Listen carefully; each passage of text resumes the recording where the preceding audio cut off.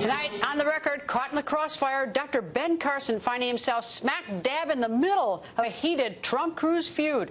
Donald Trump calling out Senator Ted Cruz, even going as far as saying that Senator Ted Cruz stole Iowa. And it all comes down to what some are calling dirty political tactics. And now Dr. Ben Carson is swept up in the war of words. What he did to Ben Carson was a disgrace, that he had quit the race. Everyone knew he didn't quit the race. Ben did go to Florida instead of New Hampshire or South Carolina. If they wanted to verify the story, it would have taken seconds to do that. It is, in fact, something that voters found relevant. Clearly, somebody was not interested in verifying his story. He did it on purpose, and then he apologized after all the votes were counted. It is no surprise that Donald is throwing yet another temper tantrum, or if you like, yet another Trumper tantrum. I now know why there's not one U.S. senator that's supporting him. He works with these people. I wake up every day and laugh at the latest thing Donald has tweeted. I think it was a disgrace that he did it. We need a commander-in-chief, not a Twitterer-in-chief. All the rumors of my demise are premature. I think those votes should be taken away, and there were plenty of them. If he does nothing about it, then it means he agrees with it.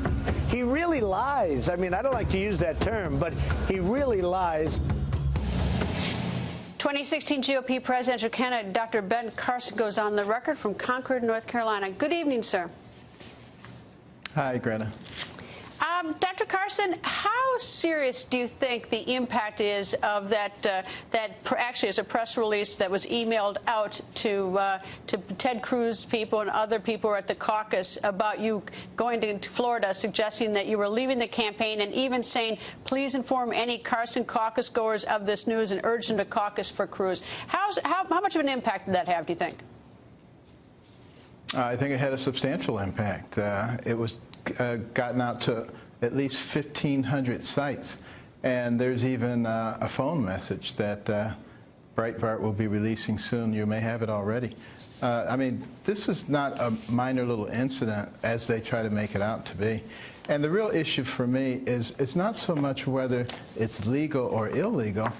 The question is it right or is it wrong to take advantage of a situation like that and to confuse and create anxiety amongst voters?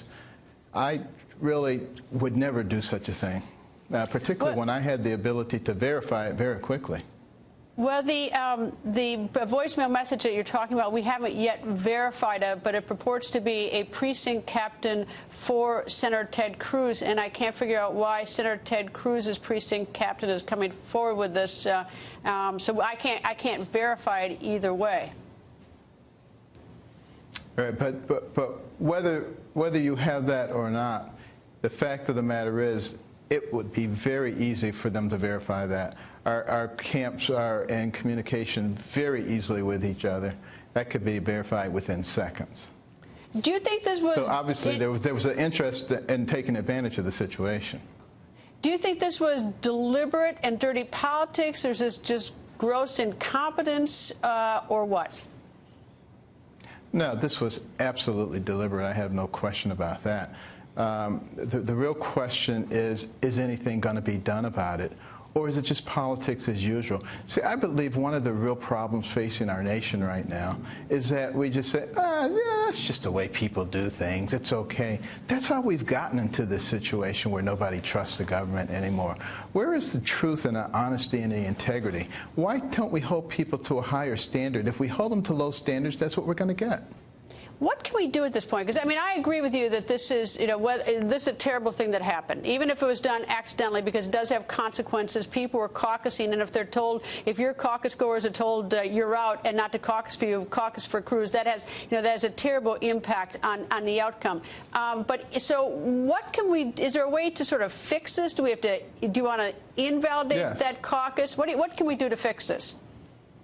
Well, I think what I would do, if it were me, is I would come out publicly with my senior people after having conducted an investigation to find out who was responsible for this and apologize and make adjustments in my campaign staff. Anybody who's doing something like that, which is that level of deceit, is not something that I would want representing my campaign. It's one of the reasons when I did a deep dive in my campaign and I found things that were wrong, I made changes, recognizing that people would be criticizing and saying everything is wrong. But the fact of the matter is you have to be willing to make the changes.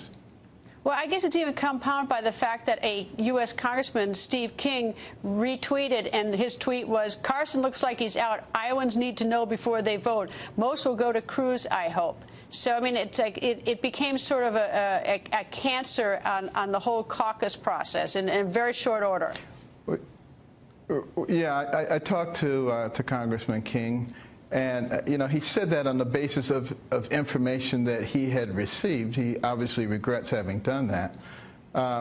But you know, somebody was obviously extraordinarily anxious to get this out and to get it out everywhere very, very quickly. You know, my wife was at a caucus, and they had spoken just before she came in there and said that Carson was out. He was dropping his campaign. She wasn't supposed to speak, but they allowed her to speak anyway, to the great delight of the audience. And, you know, we actually won that district. Have you spoken directly with Senator Ted Cruz? Has he called you and had a conversation with you about this? I have spoken with him. He indicated that, you know, he was unaware of some of the tactics that were being used and that he didn't agree with them. But I haven't seen any consequences. So to me, that's the proof.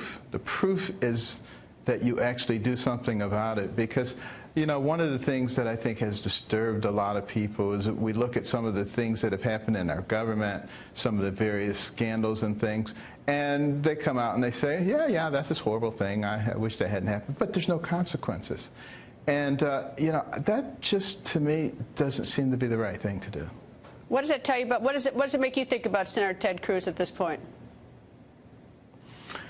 Well, I'm still waiting to see whether he's going to do something about it or not. If he does nothing about it, then it means that he condones it.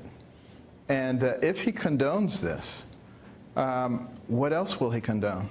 So let's hope that's not going to be the case. Well, it certainly is, you know, very unfortunate that this happened.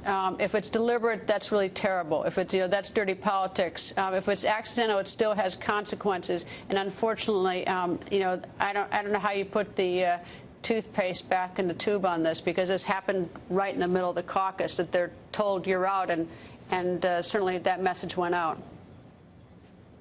And there are those who say, well, what difference would it have made anyway? It makes a huge amount of difference when it comes to integrity. And the fact of the matter is, you know, my internal intelligence and intelligence from other places had told me that we were going to do much better than we did that night. So I do think it had an effect. Did you tell Senator Ted Cruz, fire the people that did this? I have talked to him. I haven't told him who I think should be fired. I think that's something that should be left up to him. Dr. Carson, thank you very much for joining us. Unless he has a better solution. Okay. Thanks, Greta. I appreciate it. And I hope that things are a little bit better in terms of the process in New Hampshire for you, sir. So far, so good. So far, so good. That's how we like it. Thank you. All righty.